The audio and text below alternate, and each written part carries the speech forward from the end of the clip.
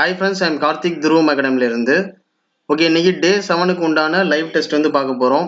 இன்னைக்கு உண்டான லெசன் வந்து பாத்தீங்கன்னா மத்திய அரசு. சரிங்களா? ஆன்லைன்ல வரவங்க கொஞ்சம் வெயிட் பண்ணுங்க. சரிங்களா? எல்லாரும் வந்துட்டோம். லிங்க் மட்டும் ஷேர் பண்ணிட்டு வந்துடுறேன்.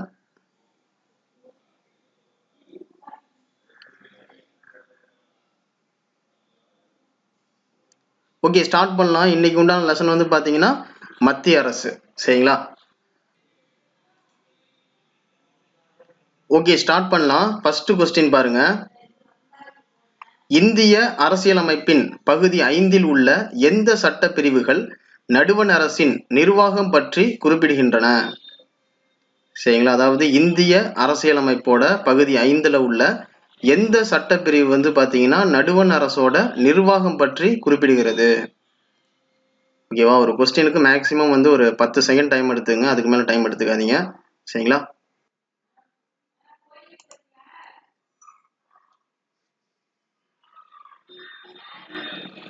ஓகே, ஆன்சர் வந்து பாத்தீங்கன்னா சட்டப்பிரிவுகள் 52 முதல் 78 வரை. சரிங்களா? இந்திய அரசியலமைப்பின் பகுதி 5ல் உள்ள எந்த சட்டப்பிரிவுகள் நடுவண் அரசின் நிர்வாகம் பற்றி குறிப்பிடுகின்றன அப்படின்னு சொல்லி பாத்தீங்கன்னா ஆன்சர் வந்து சட்டப்பிரிவுகள் 52 முதல் 78 வரை. சரிங்களா? ஓகே, அடுத்த கொஸ்டின் பாருங்க. இந்திய நாட்டின் உயர்ந்த அரசாங்க அமைப்பு எது மற்றும் அதன் தலைமையகம் எங்கு அமைந்துள்ளது? இந்திய நாட்டின் உயர்ந்த அரசாங்க அமைப்பு எது மற்றும் அதன் தலைமையகம் எங்கு அமைந்துள்ளது?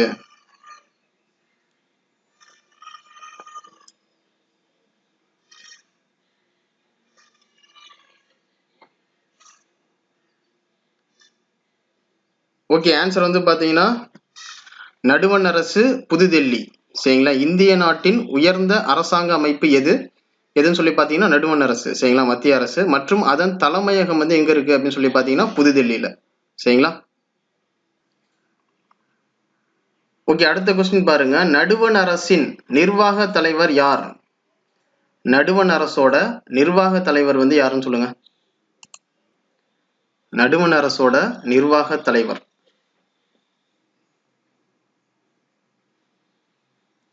ஓகே, ஆன்சர் வந்து பாத்தீங்கன்னா குடியரசுத் தலைவர். சரிங்களா? நடுவண் அரசின் நிர்வாக தலைவர் வந்து யாரு அப்படின்னு சொல்லி பாத்தீங்கன்னா குடியரசுத் தலைவர். சரிங்களா? ஓகே, அடுத்த கொஸ்டின் பாருங்க.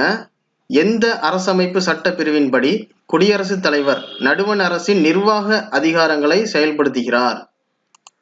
அதாவது எந்த அரசியலமைப்பு சட்ட பிரிவின்படி குடியரசுத் தலைவர் வந்து நடுவண் அரசின் நிர்வாக அதிகாரங்களை வந்து செயல்படுத்துறாரு?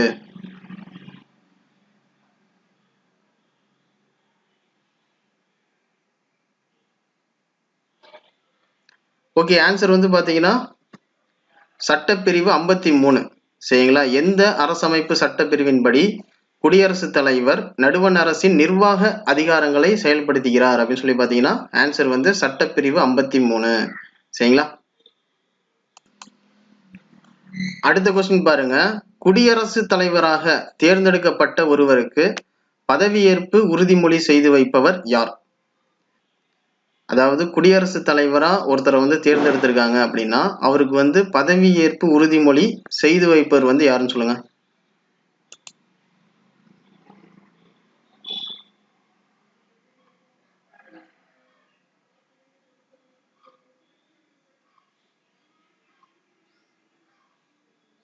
ஓகே, ஆன்சர் வந்து பாத்தீங்கன்னா உச்ச நீதிமன்ற தலைமை நீதிபதி. சரிங்களா? குடியரசுத் தலைவராக தேர்ந்தெடுக்கப்பட்ட ஒருவருக்கு பதவியேற்பு உறுதிமொழி செய்து வைப்பவர் வந்து யாரு அப்படின்னு சொல்லி பாத்தீங்கன்னா உச்ச நீதிமன்ற தலைமை நீதிபதி. சரிங்களா? ஓகே, அடுத்த கொஸ்டின் பாருங்க. குடியரசுத் தலைவரின் பதவி காலம் எத்தனை ஆண்டுகள்? குடியரசுத் தலைவரோட பதவி காலம் வந்து எத்தனை ஆண்டுகள் சொல்லுங்க. குடியரசுத் தலைவரோட பதவி காலம் எத்தனை ஆண்டுகள்ங்கிறத மென்ஷன் பண்ணுங்க.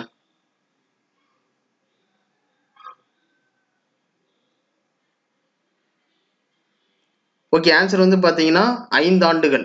சரிங்களா? குடியரசுத் தலைவரின் பதவி காலம் வந்து எத்தனை ஆண்டுகள் அப்படின்னு சொல்லி பாத்தீங்கன்னா ஆன்சர் வந்து 5 ஆண்டுகள். சரிங்களா? ஓகே, அடுத்த கொஸ்டின் பாருங்க. எந்த அரசியலமைப்பு சட்டப்பிரிவின்படி நடுவண் அரசின் ஒவ்வொரு நிர்வாக நடவடிக்கைகளும் குடியரசுத் தலைவரின் பெயரிலேயே மேற்கொள்ளப்பட வேண்டும்? அதாவது எந்த அரசியலமைப்பு சட்டப்பிரிவின்படி நடுவண் அரசின் ஒவ்வொரு நிர்வாக நடவடிக்கைகளும் குடியரசுத் தலைவரின் பெயரிலேயே மேற்கொள்ளப்பட வேண்டும்? எந்த சட்டப்பிரிவு அப்படிங்கிறத மென்ஷன் பண்ணுங்க.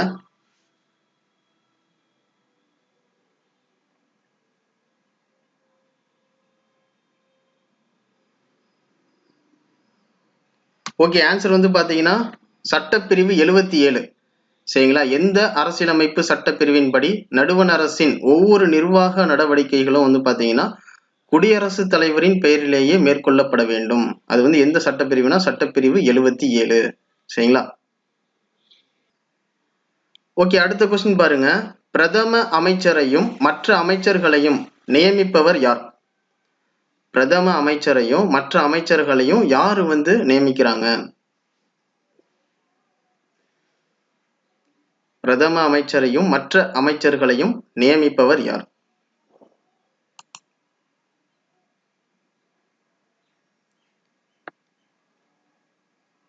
ஓகே, ஆன்சர் வந்து பாத்தீங்கன்னா குடியரசுத் தலைவர். சரிங்களா? பிரதம அமைச்சரையும் மற்ற அமைச்சர்களையும் வந்து பாத்தீங்கன்னா நியமிப்பவர் வந்து யாருன்னு சொல்லி பாத்தீங்கன்னா குடியரசுத் தலைவர். சரிங்களா? ஓகே, அடுத்த கொஸ்டின் பாருங்க. குடியரசுத் தலைவர் ஆண்டுக்கு எத்தனை முறை நாடாளுமன்றத்தை கூட்டுகிறார்? குடியரசுத் தலைவர் வந்து ஆண்டுக்கு எத்தனை முறை வந்து பாத்தீங்கன்னா நாடாளுமன்றத்தை கூட்டுறாரு?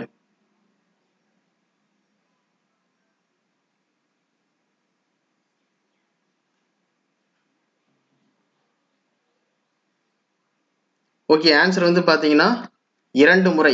சரிங்களா? ஆண்டுக்கு 2 முறை. அதாவது குடியரசுத் தலைவர் வந்து ஆண்டுக்கு 2 முறை வந்து பாத்தீங்கன்னா நாடாளுமன்றத்தை வந்து கூட்டுறாரு. சரிங்களா? ஓகே, அடுத்த கொஸ்டின் பாருங்க. நிதி மசோதாவை யாருடைய ஒப்புதல் இன்றி நாடாளுமன்றத்தில் அறிமுகம் செய்ய முடியாது? அதாவது நிதி மசோதாவை வந்து பாத்தீங்கன்னா இவரோட ஒப்புதல் இல்லாம நாடாளுமன்றத்துல வந்து அறிமுகம் செய்ய முடியாது. சரிங்களா? அது வந்து யாருங்கிறத சொல்லுங்க. யாரோட ஒப்புதல் இல்லாம நிதி மசோதாவை நாடாளுமன்றத்துல அறிமுகம் செய்ய முடியாது? சொல்லுங்க.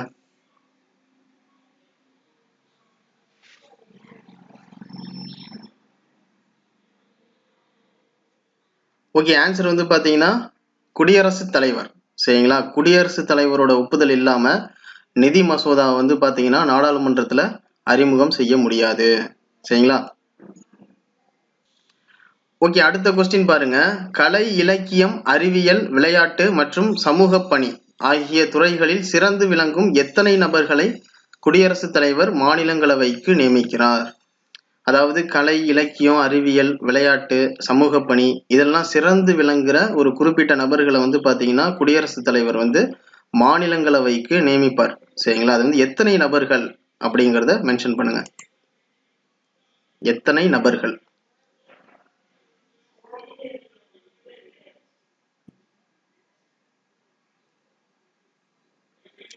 ஓகே, ஆன்சர் வந்து பாத்தீங்கன்னா 12. ஓகேவா? ஆன்சர் வந்து பாத்தீங்கன்னா 12. ஓகே, அடுத்த கொஸ்டின் பாருங்க. நடுவண் அரசின் பாதுகாப்பு படையின் தலைமை தளபதி அப்படிங்கிற அதிகாரத்தை எந்த சட்டப்பிரிவு குடியரசுத் தலைவருக்கு வழங்கியுள்ளது? அதாவது நடுவண் அரசோட பாதுகாப்பு படையின் தலைமை தளபதி அப்படிங்கிற அதிகாரத்தை எந்த சட்டப்பிரிவு வந்து பாத்தீங்கன்னா குடியரசுத் தலைவருக்கு வழங்கியிருக்கு?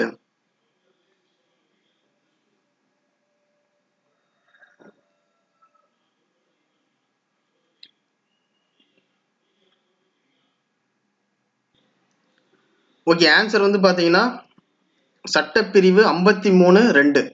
சரிங்களா? அதாவது நடுவண் அரசின் பாதுகாப்பு படையின் தலைமை தளபதி அப்படிங்கிற அதிகாரத்தை எந்த சட்டப்பிரிவு வந்து பாத்தீங்கன்னா குடியரசுத் தலைவருக்கு வழங்கியிருக்கு அப்படின்னு சொல்லி பாத்தீங்கன்னா ஆன்சர் வந்து சட்டப்பிரிவு 53(2). சரிங்களா? ஓகே, அடுத்த கொஸ்டின் பாருங்க. மக்களவையின் 5 ஆண்டு காலம் முடியும் முன்னரே அதனை கலைக்கும் அதிகாரம் யாருக்கு உண்டு? அதாவது மக்களவையில ஆட்சி நடந்துகிட்டு இருக்கும் போதே 5 ஆண்டு காலம் ஆட்சி நடந்துகிட்டு இருக்கும் போதே அதை கலைக்கிறதுக்கு உண்டான அதிகாரம் யாருக்கு இருக்கு? சொல்லுங்க. மக்களவையின் 5 ஆண்டு காலம் முடியும் முன்னரே அதனை கலைக்கும் அதிகாரம் யாருக்கு உண்டு?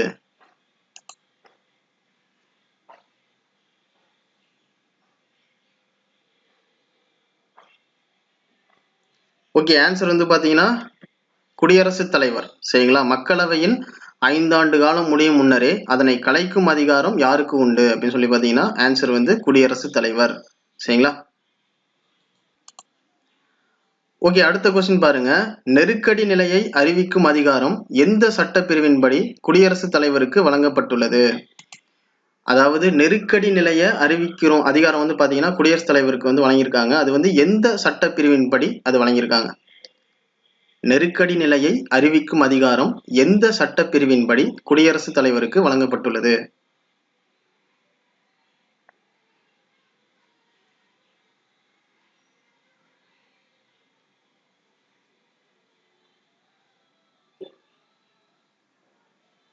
ஓகே, ஆன்சர் வந்து பாத்தீங்கன்னா சட்டப்பிரிவு 352.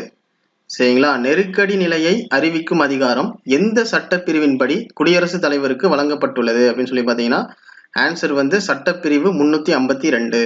சரிங்களா? ஓகே, அடுத்த கொஸ்டின் பாருங்க. மாநில அரசை கலைக்கும் அதிகாரம் எந்த சட்டப்பிரிவின்படி குடியரசுத் தலைவருக்கு வழங்கப்பட்டுள்ளது? அதாவது மாநில அரசை கலைக்கிறதுக்கு உண்டான அதிகாரம் குடியரசுத் தலைவருக்கு வந்து வழங்கியிருக்காங்க. அது வந்து எந்த சட்டப்பிரிவின் கீழே கொடுத்திருக்காங்க? சரிங்களா? மாநில அரசை கலைக்கும் அதிகாரம் எந்த சட்டப்பிரிவின்படி குடியரசுத் தலைவருக்கு வழங்கப்பட்டுள்ளது?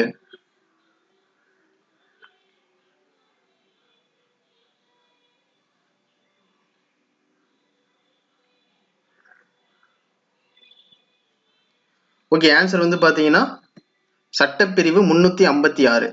சரிங்களா? மாநில அரசை கலைக்கும் அதிகாரம் எந்த சட்டப்பிரிவின்படி குடியரசுத் தலைவருக்கு வழங்கப்பட்டுள்ளது அப்படின்னு சொல்லி பாத்தீங்கன்னா ஆன்சர் வந்து சட்டப்பிரிவு 356. சரிங்களா? ஓகே, அடுத்த கொஸ்டின் பாருங்க. நிதி நெருக்கடியை அறிவிக்கும் அதிகாரம் எந்த சட்டப்பிரிவின்படி குடியரசுத் தலைவருக்கு வழங்கப்பட்டுள்ளது? அதாவது நிதி நெருக்கடியை அறிவிக்கிற அதிகாரம் வந்து பாத்தீங்கன்னா குடியரசுத் தலைவருக்கு வந்து வழங்கியிருக்காங்க. அது வந்து எந்த சட்டப்பிரிவின் கீழே கொண்டாந்துருக்காங்க வழங்கியிருக்காங்க? சொல்லுங்க.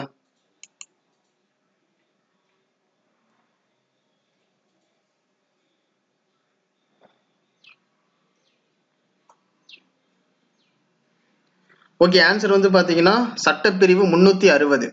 சரிங்களா? நிதி நெருக்கடியை அறிவிக்கும் அதிகாரம் எந்த சட்டப்பிரிவின்படி குடியரசுத் தலைவருக்கு வழங்கப்பட்டுள்ளது அப்படின்னு சொல்லி பாத்தீங்கன்னா சட்டப்பிரிவு 360. ஆல்ரெடி நம்ம பார்த்திருப்போம். இது வந்து பாத்தீங்கன்னா நிதி நெருக்கடி. சரிங்களா? ஃபர்ஸ்ட் உள்ளது வந்து பாத்தீங்கன்னா வெறும் நெருக்கடி நிலை. சரிங்களா? நெருக்கடி நிலையை அறிவிக்கும் அதிகாரம் வந்து பாத்தீங்கன்னா குடியரசுத் தலைவருக்கு வந்து வழங்கியிருக்காங்க. அது வந்து சட்டப்பிரிவு 352. சரிங்களா? இப்ப நம்ம கேட்ட கொஸ்டின் வந்து பாத்தீங்கன்னா நிதி நெருக்கடி. சரிங்களா? நிதி நெருக்கடியை அறிவிக்கும் அதிகாரம் எந்த சட்டப்பிரிவின்படி குடியரசுத் தலைவருக்கு வழங்கியிருக்காங்கன்னு சொல்லி பாத்தீங்கன்னா சட்டப்பிரிவு 360. சரிங்களா? ரெண்டுத்துக்கும் உண்டான டிஃபரன்ஸ் வந்து பார்த்து வச்சுக்கோங்க. சரிங்களா? ஓகே, அடுத்த கொஸ்டின் பாருங்க. புதுடெல்லியில் உள்ள ராஷ்டிரபதி பவன் யாருடைய இல்லமாகும்? புதுடெல்லியில இருக்கிற ராஷ்டிரபதி பவன் வந்து யாருடைய இல்லம்? சொல்லுங்க.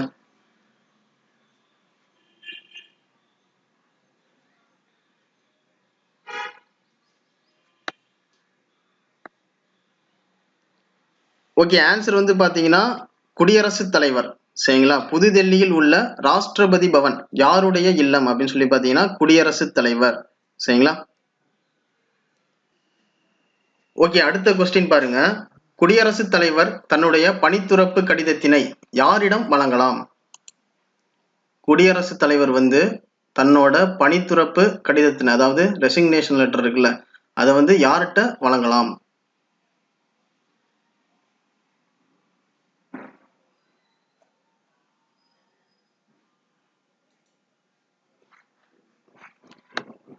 ஓகே, ஆன்சர் வந்து பாத்தீங்கன்னா துணை குடியரசுத் தலைவரிடம். சரிங்களா? குடியரசுத் தலைவர் தன்னுடைய பணித்துறப்பு கடிதத்தினை யாரிடம் வழங்கலாம் அப்படின்னு சொல்லி பாத்தீங்கன்னா ஆன்சர் வந்து துணை குடியரசுத் தலைவர்.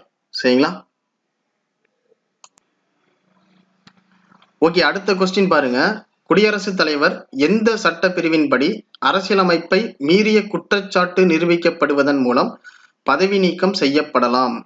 அதாவது குடியரசுத் தலைவர் வந்து பாத்தீங்கன்னா அரசியலமைப்பு சட்டத்தை மீறிய ஏதேனும் குற்றங்கள் வந்து அவர் மேல நிரூபிக்கப்பட்டுச்சுன்னா எந்த சட்ட பிரிவின்படி அவர் வந்து பதவி நீக்கம் செய்யலாம்? சொல்லுங்க.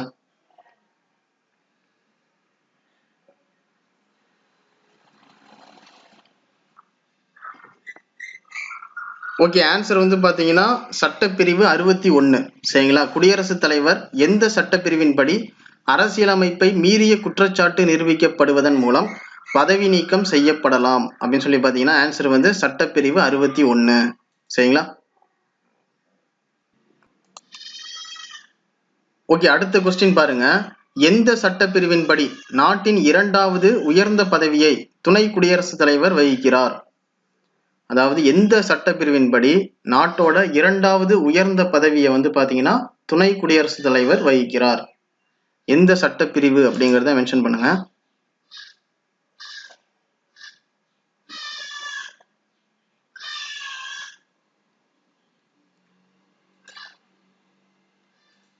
ஓகே, ஆன்சர் வந்து பாத்தீங்கன்னா சட்டப்பிரிவு 63. சரிங்களா? எந்த சட்டப்பிரிவின்படி நாட்டின் 2வது உயர்ந்த பதவியை துணை குடியரசுத் தலைவர் வகிக்கிறார் அப்படின்னு சொல்லி பாத்தீங்கன்னா ஆன்சர் வந்து சட்டப்பிரிவு 63. சரிங்களா?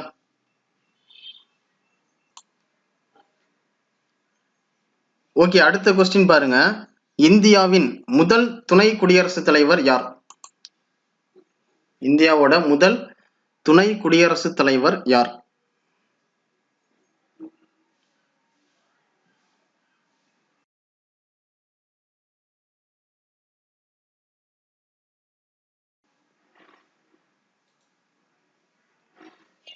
ஓகே, ஆன்சர் வந்து பாத்தீங்கன்னா டாக்டர் ராதாகிருஷ்ணன்.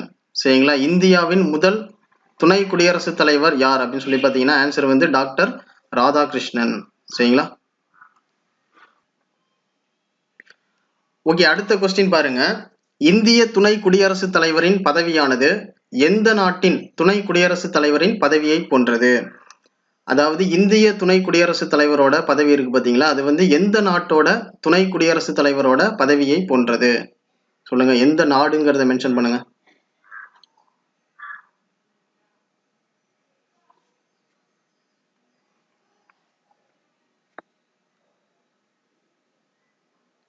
ஓகே, ஆன்சர் வந்து பாத்தீங்கன்னா அமெரிக்கா. சரிங்களா? ஆன்சர் வந்து பாத்தீங்கன்னா அமெரிக்கா. சரிங்களா? ஓகே, அடுத்த கொஸ்டின் பாருங்க. குடியரசுத் தலைவர் மற்றும் துணை குடியரசுத் தலைவர் பதவிகள் ஒரே சமயத்தில் காலியாக இருக்கும் பட்சத்தில் குடியரசுத் தலைவரோட பணிகளை செயலாற்றுபவர் யார்? அதாவது குடியரசுத் தலைவரோட பதவியும் அதே மாதிரி துணை குடியரசுத் தலைவரோட பதவியும் வந்து பாத்தீங்கன்னா ஒரே சமயத்துல காலியா இருக்கும் பட்சத்துல குடியரசுத் தலைவரோட பணிகளை செயலாற்றுபவர் யார்?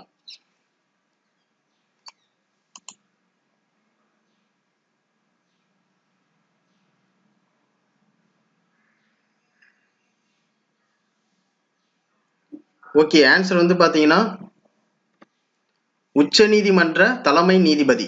சரிங்களா? குடியரசுத் தலைவர் மற்றும் துணை குடியரசுத் தலைவர் பதவிகள் ஒரே சமயத்தில் காலியாக இருக்கும் பட்சத்தில் குடியரசுத் தலைவரின் பணிகளை செயலாற்றுபவர் யார் அப்படின்னு சொல்லி பாத்தீங்கன்னா ஆன்சர் வந்து உச்ச நீதிமன்ற தலைமை நீதிபதி. சரிங்களா? ஓகே, அடுத்த கொஸ்டின் பாருங்க. 1969ஆம் ஆண்டு குடியரசுத் தலைவர் மற்றும் துணை குடியரசுத் தலைவர் பதவிகள் ஒரே சமயத்தில் காலியாக இருந்ததால் எந்த உச்ச நீதிமன்ற தலைமை நீதிபதி குடியரசுத் தலைவராக நியமிக்கப்பட்டார்? ஓகேவா? அதாவது 1969 வந்து பாத்தீங்கன்னா குடியரசுத் தலைவர் மற்றும் துணை குடியரசுத் தலைவர் பதவிகள் வந்து ஒரே சமயத்துல காலியா இருந்தது. அப்ப வந்து பாத்தீங்கன்னா ஒரு உச்ச நீதிமன்ற தலைமை நீதிபதி குடியரசுத் தலைவராக நியமிக்கப்பட்டார். சரிங்களா? அவர் யாருங்கிறத மென்ஷன் பண்ணுங்க.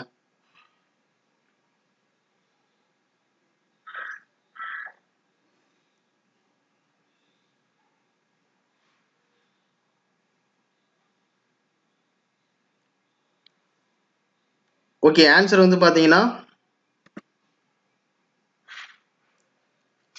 எம் ஹிதயதுல்லா. சரிங்களா? ஆன்சர் வந்து பாத்தீங்கன்னா எம் ஹிதயதுல்லா. அதாவது 1969ஆம் ஆண்டு குடியரசுத் தலைவர் மற்றும் துணை குடியரசுத் தலைவர் பதவிகள் ஒரே சமயத்தில் காலியாக இருந்ததால் எந்த உச்ச நீதிமன்ற தலைமை நீதிபதி குடியரசுத் தலைவராக நியமிக்கப்பட்டார் அப்படின்னு சொல்லி பாத்தீங்கன்னா ஆன்சர் வந்து எம் ஹிதயதுல்லா. சரிங்களா? ஓகே, அடுத்த கொஸ்டின் பாருங்க. குடியரசுத் தலைவர் மற்றும் துணை குடியரசுத் தலைவர் பதவிகள் ஒரே சமயத்தில் காலியாக இருந்தால் யார் துணை குடியரசுத் தலைவரின் பணிகளை செயலாற்றுவார்? ஓகேவா? அதே மாதிரி தான், அதாவது குடியரசுத் தலைவர் மற்றும் துணை குடியரசுத் தலைவரோட பதவிகள் வந்து பார்த்தீங்கன்னா ஒரே சமயத்துல காலியா இருக்கும் பட்சத்துல துணை குடியரசுத் தலைவரோட பணிகளை யார் செய்வாங்க?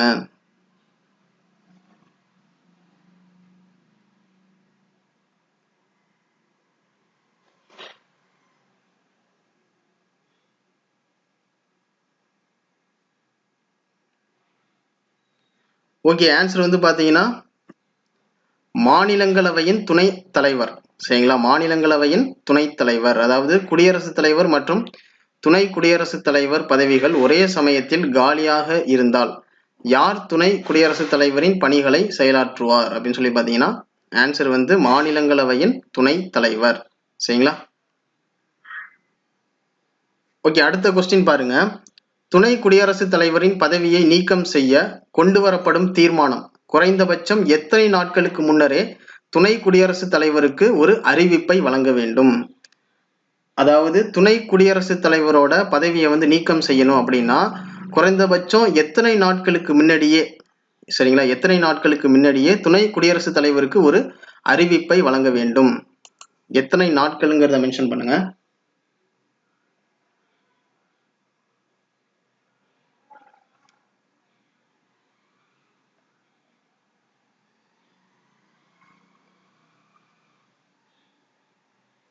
ஓகே, ஆன்சர் வந்து பாத்தீங்கன்னா 14 நாட்கள். சரிங்களா? துணை குடியரசுத் தலைவரின் பதவியை நீக்கம் செய்ய கொண்டு வரப்படும் தீர்மானம் குறைந்தபட்சம் எத்தனை நாட்களுக்கு முன்னரே துணை குடியரசுத் தலைவருக்கு ஒரு அறிவிப்பை வழங்க வேண்டும் அப்படின்னு சொல்லி பாத்தீங்கன்னா ஆன்சர் வந்து 14 நாட்களுக்கு முன்னாடியே துணை குடியரசுத் தலைவருக்கு ஒரு அறிவிப்பை வந்து வழங்கணும். சரிங்களா? ஓகே, அடுத்த கொஸ்டின் பாருங்க. மாநிலங்களவையின் தலைவராக செயல்படுபவர் யார்?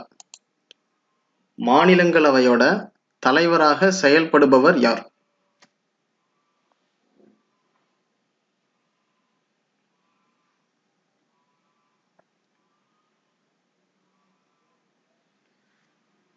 ஓகே, ஆன்சர் வந்து பாத்தீங்கன்னா துணை குடியரசுத் தலைவர். சரிங்களா? மாநிலங்களவையோட தலைவரா செயல்படுபவர் யார் அப்படின்னு சொல்லி பாத்தீங்கன்னா ஆன்சர் வந்து துணை குடியரசுத் தலைவர். சரிங்களா? ஓகே, அடுத்த கொஸ்டின் பாருங்க. இந்தியாவின் எந்த பதவியானது வெஸ்ட்மினிஸ்டர் அரசமைப்பு ஜனநாயக முறையில் இருந்து ஏற்றுக்கொள்ளப்பட்டது? அதாவது இந்தியாவின் எந்த பதவியானது வெஸ்ட்மினிஸ்டர் அரசமைப்பு ஜனநாயக முறையில் இருந்து ஏற்றுக்கொள்ளப்பட்டது?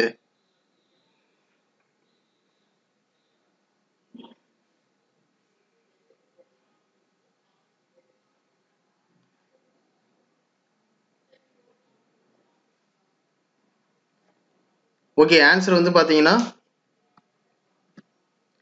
பிரதம அமைச்சர். சரிங்களா? இந்தியாவின் எந்த பதவியானது வெஸ்ட்மினிஸ்டர் அரசமைப்பு ஜனநாயக முறையில் இருந்து ஏற்றுக்கொள்ளப்பட்டது அப்படின்னு சொல்லி பாத்தீங்கன்னா ஆன்சர் வந்து பிரதம அமைச்சர். சரிங்களா? ஓகே, அடுத்த கொஸ்டின் பாருங்க.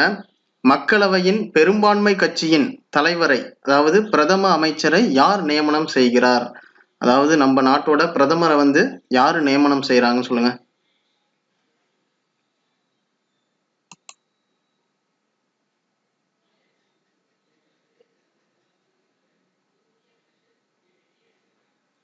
ஓகே, ஆன்சர் வந்து பாத்தீங்கன்னா குடியரசுத் தலைவர். சரிங்களா? மக்களவையின் பெரும்பான்மை கட்சியின் தலைவரை பிரதம அமைச்சராக யார் நியமனம் செய்கிறார் அப்படின்னு சொல்லி பாத்தீங்கன்னா குடியரசுத் தலைவர். சரிங்களா? ஓகே, அடுத்த கொஸ்டின் பாருங்க. இந்திய அரசமைப்பின் எந்த சட்ட பிரிவு பிரதம அமைச்சரின் கடமைகளை பற்றி குறிப்பிடுகிறது?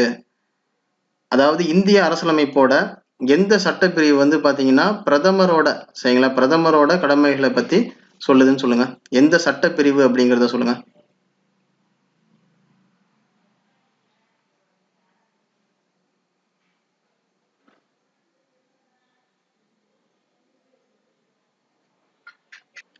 ஓகே, ஆன்சர் வந்து பாத்தீங்கன்னா சட்டப்பிரிவு 78.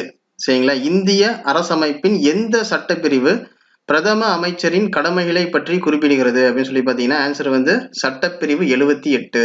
சரிங்களா? ஓகே, அடுத்த கொஸ்டின் பாருங்க. ஒவ்வொரு 5 ஆண்டுகளுக்கும் ஒரு நிதிக்குழுவை அமைப்பவர் யார்? ஒவ்வொரு 5 வருஷத்துக்கும் ஒரு நிதிக்குழுவை அமைக்கிறது வந்து யாருன்னு சொல்லுங்க.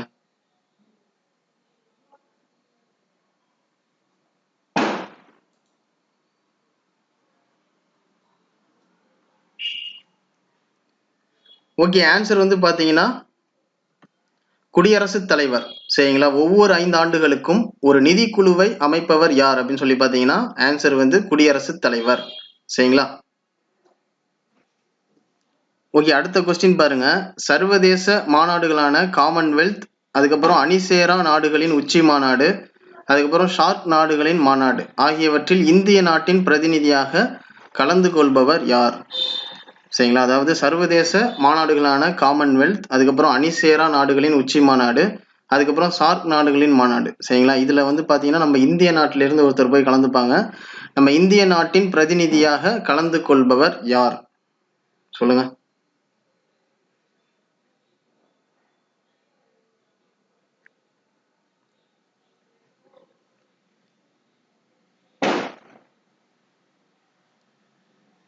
ஓகே, ஆன்சர் வந்து பாத்தீங்கன்னா பிரதமர். சரிங்களா, சர்வதேச மாநாடுகளான காமன்வெல்த், அணிசேரா நாடுகளின் உச்சி மாநாடு, சார்க் நாடுகளின் மாநாடு ஆகியவற்றில் இந்திய நாட்டின் பிரதிநிதியாக கலந்து கொள்பவர் யார் அப்படின்னு சொல்லி பாத்தீங்கன்னா ஆன்சர் வந்து பிரதமர். சரிங்களா. ஓகே, அடுத்த கொஸ்டின் பாருங்க. நாடாளுமன்றமானது மாநிலங்களவை என்னும் மேலவையையும் மக்களவை என்னும் கீழவையையும் கொண்டுள்ளதால் இது எவ்வாறு அழைக்கப்படுகிறது? சரிங்களா, நாடாளுமன்றம் வந்து பாத்தீங்கன்னா மாநிலங்களவை அப்படிங்கிற மேலவையும் மக்களவை அப்படிங்கிற கீழவையும் இருக்கிறதுனால இதை வந்து எப்படி அழைக்கிறாங்க? நாடாளுமன்றத்தை எப்படி அழைக்கிறாங்க?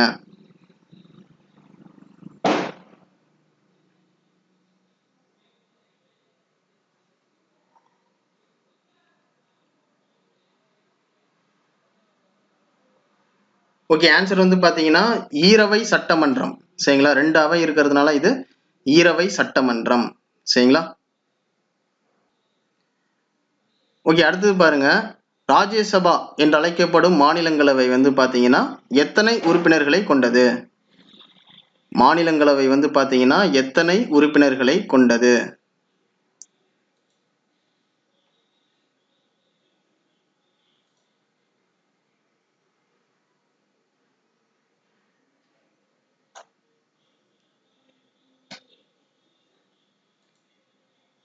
ஓகே, ஆன்சர் வந்து பாத்தீங்கன்னா 250 உறுப்பினர்கள். சரிங்களா, ராஜ்யசபா என்று அழைக்கப்படும் மாநிலங்களவை எத்தனை உறுப்பினர்களை கொண்டது அப்படின்னு சொல்லி பாத்தீங்கன்னா ஆன்சர் வந்து 250. சரிங்களா. ஓகே, அடுத்த கொஸ்டின் பாருங்க. நடுவண் அரசின் ஆண்டு வரவு செலவு திட்டத்தினை யாருடைய அனுமதி பெற்ற பின்னரே நடுவண் நிதி அமைச்சர் மக்களவையில் சமர்ப்பிக்கிறார்? அதாவது நடுவண் அரசின் ஆண்டு வரவு செலவு திட்டத்தினை யாருடைய அனுமதி பெற்ற பின்னரே நடுவண் நிதி அமைச்சர் மக்களவையில் சமர்ப்பிக்கிறார்? யார்கிட்ட வந்து அனுமதி வாங்குவார் சொல்லுங்க. நடுவண் நிதி அமைச்சர் வந்து நடுவண் அரசின் ஆண்டு வரவு செலவு திட்டத்தை வந்து யார்கிட்ட அனுமதி பெற்ற பிறகு மக்களவையில வந்து சமர்ப்பிக்கிறாரு?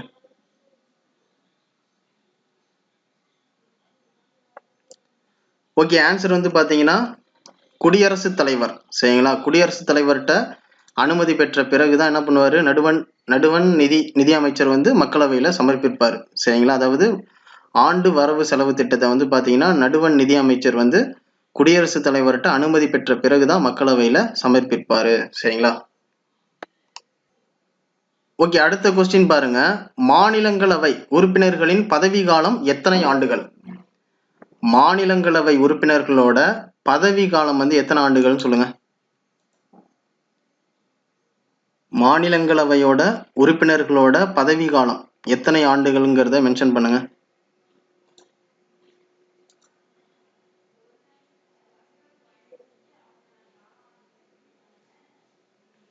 ஓகே, ஆன்சர் வந்து பாத்தீங்கன்னா 6 ஆண்டுகள். சரிங்களா, மாநிலங்களவை உறுப்பினர்களின் பதவி காலம் வந்து எத்தனை ஆண்டுகள் அப்படின்னு சொல்லி பாத்தீங்கன்னா 6 ஆண்டுகள்.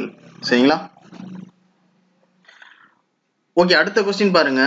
மாநிலங்களவை உறுப்பினர்கள் எந்த தேர்தல் முறையின் மூலம் தேர்ந்தெடுக்கப்படுகின்றனர்? அதாவது மாநிலங்களவை உறுப்பினர்கள் இருக்காங்க பாத்தீங்களா, அவங்க வந்து எந்த தேர்தல் முறையின் மூலம் தேர்ந்தெடுக்கப்படுறாங்க சொல்லுங்க.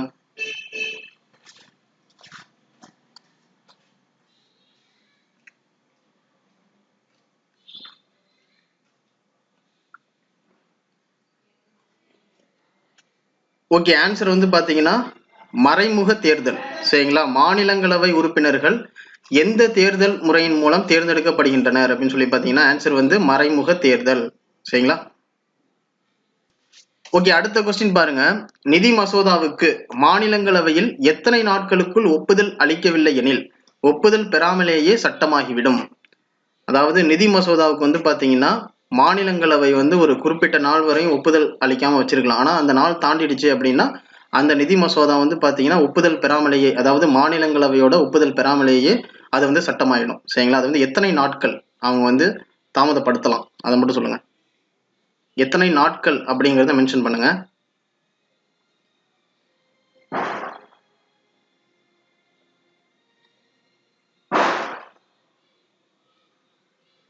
ஓகே, ஆன்சர் வந்து பாத்தீங்கன்னா 14 நாட்கள். சரிங்களா? ஆன்சர் வந்து பாத்தீங்கன்னா 14 நாட்கள். சரிங்களா? ஓகே, அடுத்த கொஸ்டின் பாருங்க. எந்த இந்திய அரசமைப்பு சட்டப்பிரிவு இந்திய அரசின் தலைமை வழக்குரைஞரை நியமிக்க வழிவகை செய்கிறது? அதாவது எந்த இந்திய அரசியலமைப்பு சட்டப்பிரிவு வந்து பாத்தீங்கன்னா இந்திய அரசின் தலைமை வழக்குரைஞரை நியமிக்க வழிவகை செய்கிறது?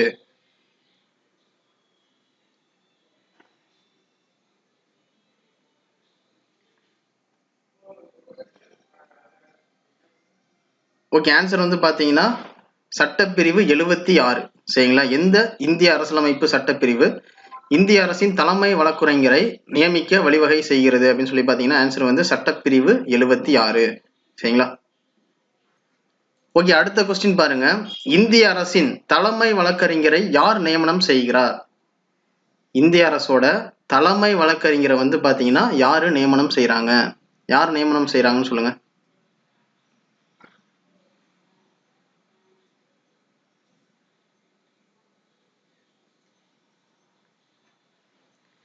ஓகே, ஆன்சர் வந்து பாத்தீங்கன்னா குடியரசுத் தலைவர்.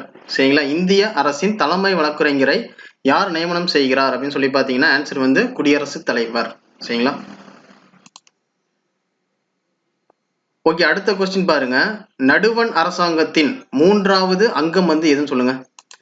நடுவண் அரசாங்கத்தோட 3வது அங்கம் வந்து எதுன்னு சொல்லுங்க.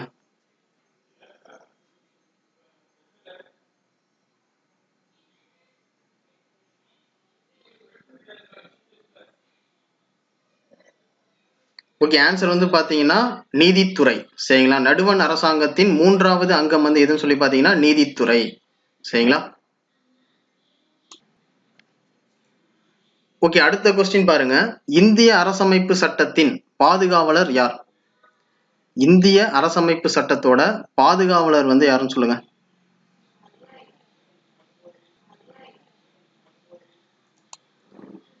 இந்திய அரசமைப்பு சட்டத்தோட பாதுகாவலர் வந்து யாருன்னு பாத்தீங்கன்னா ஓகே, ஆன்சர் வந்து பாருங்க உச்ச நீதிமன்றம். சரிங்களா? இந்திய அரசமைப்பு சட்டத்தோட பாதுகாவலர் வந்து யாருன்னு சொல்லி பாத்தீங்கன்னா உச்ச நீதிமன்றம். சரிங்களா? ஓகே, அடுத்த கொஸ்டின் பாருங்க. புதுடெல்லியில் அமைந்துள்ள இந்திய உச்ச நீதிமன்றம் எப்போது துவங்கப்பட்டது? அதாவது புதுடெல்லியில இருக்கிற இந்திய உச்ச நீதிமன்றம் வந்து பாத்தீங்கன்னா எப்ப துவங்கினாங்கன்னு சொல்லுங்க. எப்ப தொடங்கினாங்க? புதுடெல்லியில இருக்கிற இந்திய உச்ச நீதிமன்றம் எப்ப தொடங்கினாங்கன்னு சொல்லுங்க.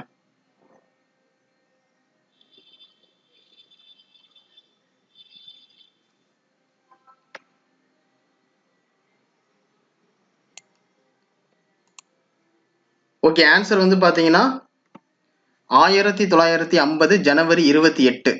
சரிங்களா? புதுடெல்லியில் அமைந்துள்ள இந்திய உச்ச நீதிமன்றம் எப்போது துவங்கப்பட்டது அப்படின்னு சொல்லி பாத்தீங்கன்னா ஆன்சர் வந்து 1950 ஜனவரி 28. சரிங்களா? ஓகே, அடுத்த கொஸ்டின் பாருங்க. இந்தியாவின் அவசர நிதியிலிருந்து அரசின் எதிர்பாராத செலவினங்களை மேற்கொள்ளும் அதிகாரம் யாருக்கு மட்டுமே உள்ளது? அதாவது இந்தியாவின் அவசர நிதியிலிருந்து அரசின் எதிர்பாராத செலவினங்களை மேற்கொள்ளும் அதிகாரம் வந்து யாருக்கு மட்டுமே இருக்கு? யாருக்குன்னு சொல்லுங்க.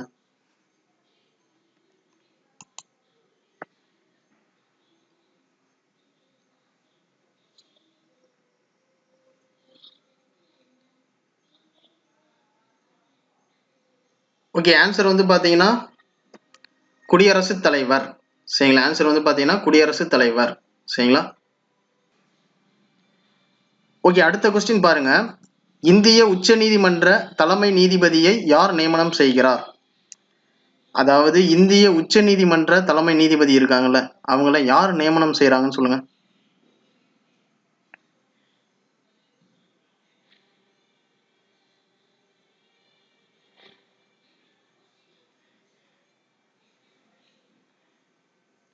ஓகே, ஆன்சர் வந்து பாத்தீங்கன்னா குடியரசுத் தலைவர்.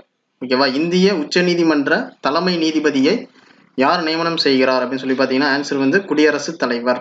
சரிங்களா? ஓகே, அடுத்த கொஸ்டின் பாருங்க. ஓகே, இதுதான் லாஸ்ட் கொஸ்டின். சரிங்களா? உச்சநீதிமன்ற தலைமை நீதிபதி உட்பட இதர நீதிபதிகள் எத்தனை வயது வரை பதவியில் நீடிப்பர்?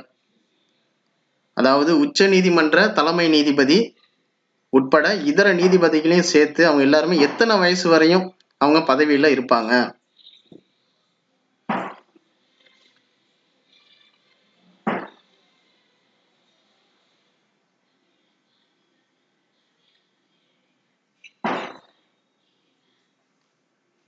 ஓகே, ஆன்சர் வந்து பாத்தீங்கன்னா 65 வயது வரை. சரிங்களா? உச்ச நீதிமன்ற தலைமை நீதிபதி உட்பட இதர நீதிபதிகள் எத்தனை வயது வரை பதவியில் நீடிப்பர் அப்படின்னு சொல்லி பாத்தீங்கன்னா ஆன்சர் வந்து 65 வயது வரை. சரிங்களா? ஓகே ஃப்ரெண்ட்ஸ், இதோட இன்னைக்கு உண்டான லைவ் வந்து முடிஞ்சது. சரிங்களா? நாளைக்கு உண்டான டெஸ்ட் வந்து என்னன்னு சொல்லி பாத்தீங்கன்னா இந்திய பொருளாதாரம். சரிங்களா? டே 8க்கு உண்டான டெஸ்ட் வந்து பாத்தீங்கன்னா இந்திய பொருளாதாரம், அதாவது 11th நியூ புக் எக்கனாமிக்ஸ்ல வால்யூம் 1ல இருக்கு. இந்த இந்திய பொருளாதாரத்துக்கு உண்டான மெட்டீரியல் வந்து பாத்தீங்கன்னா நம்ம டெலகிராம்ல சென்ட் பண்ணியிருப்போம். ஸோ அதை ஃபாலோ பண்ணிக்கோங்க. சரிங்களா? இன்னைக்கு உண்டான டெஸ்ட் வந்து உங்களுக்கு ரொம்ப யூஸ்ஃபுல்லா இருந்திருக்கும்னு நினைக்கிறேன். இதே மாதிரி நாளைக்கு உண்டான டெஸ்ட்டுக்கு படிக்க ஆரம்பிச்சிருங்க. சரிங்களா? ஓகே ஃப்ரெண்ட்ஸ், நான் லைவ் க்ளோஸ் பண்ணிக்கிறேன். Thank you friends.